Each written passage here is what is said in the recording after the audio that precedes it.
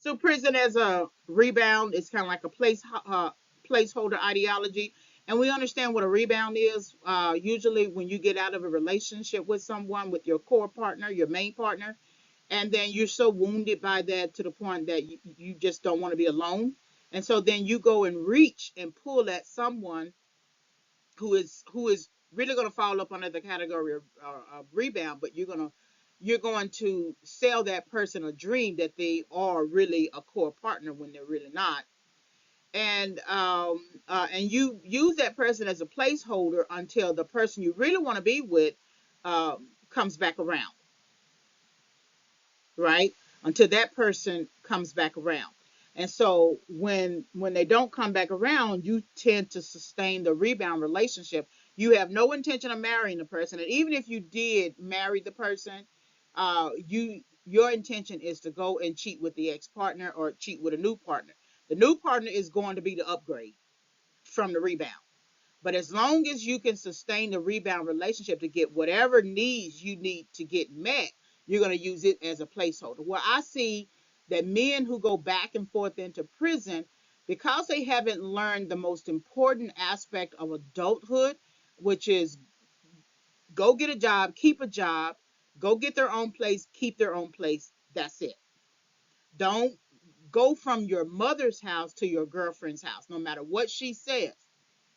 And women are bad at this. Women are bad at this. We're saying, well, I know we're going to be together, so we might as well just go on ahead and move in together and then we can get married. That's getting out of order. That's getting out of order. And that's creating order, and it's creating a man who's going to feel emasculated because you're taking over the relationship. And so when men use prison as a rebound, it's a placeholder. So every time they come out and they try to make life work with whomever, and it doesn't work out, they have one foot in that relationship and one foot back in the prison. So they know that they can always rebound back to prison, that because the prison will always accept you. That's something you don't ever have to worry about. So that alleviates worry because you know that the prison will always accept you. But it's a false sense of acceptance, though. It's a false sense. They're not accepting you because they are emotionally um, invested in you. They are accepting you because they are financially invested in you. There's more money on the head of a person who keeps coming back, going back and forth in prison, than the person who has stayed and finished their term and don't come back at all. There's more money on the person who goes back and forth. So rebounding only creates more revenue and profit potential for the jails and the prisons and the state and the people who are employed, right? The people who are now the correctional officers and the staff. You're creating jobs for them. Every time you rebound back to prison, you're creating jobs for them. And if you do any job uh, um, within the prison to get money, it's only going to be under $1. You know, 50 cents for the week or $1 for the week or something like that. It may be a little higher for certain states, right? But it's not like it's going to be $18 an hour. If you're willing to work in the prison, you should be willing to work outside of the prison. And I get it that there are some factors that may prohibit you from working in certain types of fields or something like that, but it's not impossible. So you're creating, yes, the prison does need you. You're creating jobs.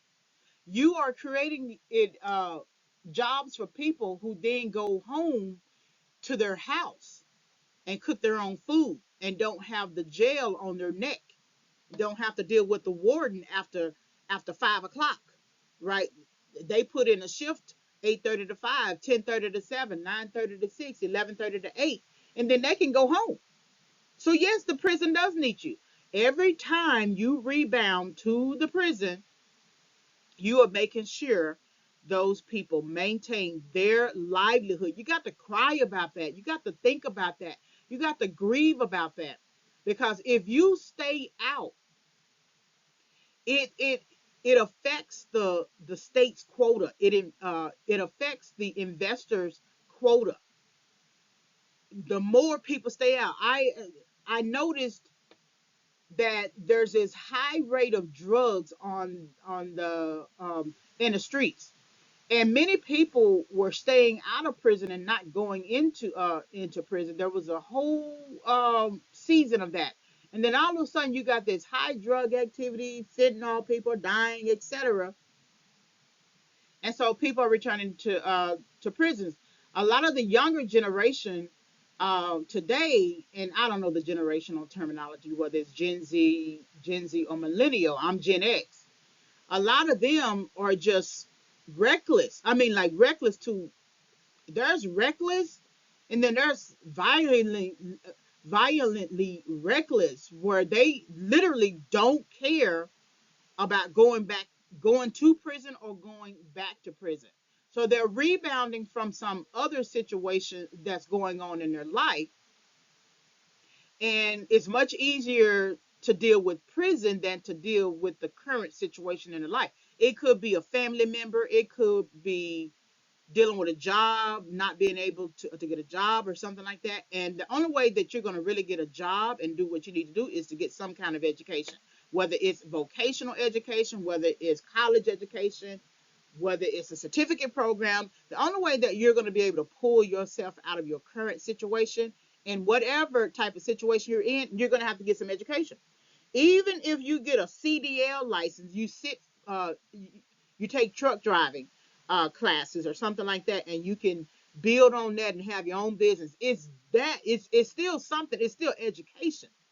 And what people want to do is keep rebounding back to prison, but they don't want to go the education route. You can spend more time in a classroom and learn and get yourself out of the current situation than to go back and forth to prison. That's wasting time. That's what placeholder ideology is. It's time wasting. My mate does not want me right now. She kicked me out of the house. Okay, and so I need somewhere to live. I need food, clothing, shelter. So I'm going to pull at this person over here to get what I need until my mate decides, my main girl decides to take me back. That's placeholder ideology. You'll never get out of that race. You'll never get out of that cage if you continue to rebound to prison.